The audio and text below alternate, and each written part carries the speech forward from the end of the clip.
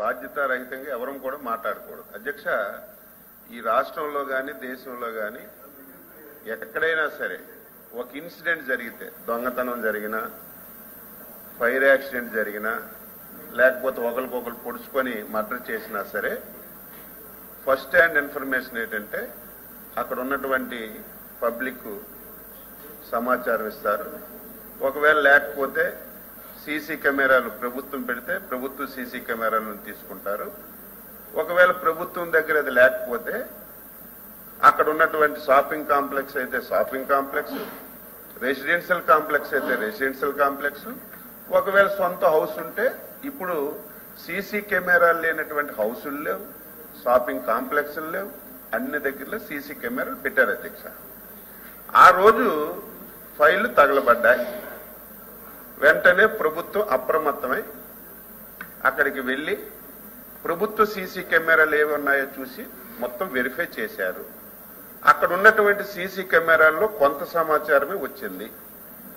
ఆ సీసీ కెమెరాల్లో అక్కడ ఎవరైతే హౌస్ ఉందో హౌస్ నుంచి బయటకు వచ్చి ఇది జరిగినట్టుగా కొంత ఆధారం కనిపించింది. అలాగని చెప్పి మేము విమర్శ చేయలేదు.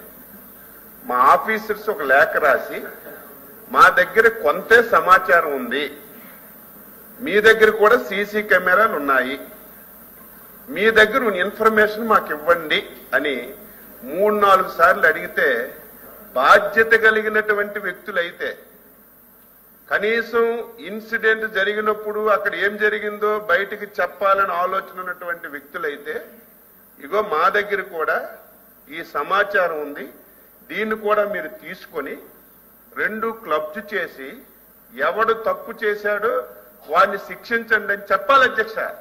కానీ బాధ్యత రాహిత్యంగా ఇవ్వకుండా మళ్ళీ ఎదురుదాడు అధ్యక్ష. మా నాయకుడిని హతమార్చేయాలని, మా నాయకుడిని దాడి చేయాలని చాలా మంది ప్రయత్నం చేస్తున్నారని చెప్పి మళ్ళీ తిరిగి పోలీస్ స్టేషన్లో కంప్లైంట్ ఇచ్చిన పరిస్థితి అయితే ఏమనాలి? అందుకే మేము స్పష్టంగా ఆరోపణ చేశాం. ఆ రోజు ఏవైతే లిక్కర్కు సంబంధించినటువంటి ఫైల్స్ అన్ని కూడా అక్కడ తీసుకొచ్చి తగలబెట్టారని చేశాం. మీ దగ్గర సీసీ కెమెరా ఉంది కదా, మీ దగ్గర ఇన్ఫర్మేషన్ ఉంది కదా, మీ ఇంట్లో నుంచే వచ్చినట్టుగా, మీ ఇల్లు అంటే మీ ఇల్లు కాదు, అక్కడ సంఘటన జరిగిన దగ్గర ఏ హౌస్ అయితే ఉందో ఆ హౌస్ నుంచి బయటకు వచ్చినట్టుగా ఆధారాలు ఉన్నాయి కదా. మీరు అది బయట పెట్టి నిరూపించవలసింది పోయి మళ్ళీ ఎదురుదాడు అధ్యక్ష. సమాజం గుడ్డిది కాదు, ప్రజలు గుడ్డి వాళ్ళు కాదు. నేను చెప్పిన దాంట్లో అవాస్తవం చెప్పండి. ఒక షాపింగ్ కాంప్లెక్స్ దగ్గర యాక్సిడెంట్ అయితే ఫైర్ది, ఆ షాపింగ్ కాంప్లెక్స్ లోకి వెళ్లి సీసీ ఫుటేజ్ తీసుకుంటలేదు అధ్యక్ష, చెప్పండి. ఇది ఎక్కడైనా దేశంలో అన్ని దగ్గర జరుగుతుంది, ప్రపంచంలో జరుగుతుంది. ఇప్పుడు ప్రభుత్వాలు ఏం చేశాయి? ప్రైవేట్ అయినా సొంతమైనా గవర్నమెంట్దైనా కంపల్సరీగా సీసీ కెమెరాలు పెట్టాలని ఒక నిర్ణయం తీసుకొని సీసీ కెమెరాలు పెట్టిస్తుంటే ఇది రూలుకు వ్యతిరేకం, సభలో తప్పు మాట్లాడుతుంది. స్టాండ్ అయ్యాం. ఇప్పుడు కూడా అడుగుతున్నాం మీ ద్వారా, లేకపోతే మా చైర్మన్ గారి ద్వారా అడుగుతున్నాం ఆయనకి. ఆ రోజు జరిగిన సంఘటన డేట్ తో సహా మా గుంటూరు ఎస్పీ గారు 4 సార్లు లేఖలు రాశారు.